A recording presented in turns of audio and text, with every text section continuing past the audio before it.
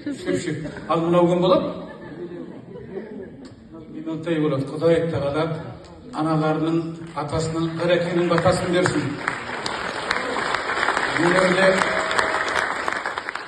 Айтып еді бір сөзінде, адамзаттың асты өнер адамы болады деп. Сол Ғалекең елінен алғыс алған.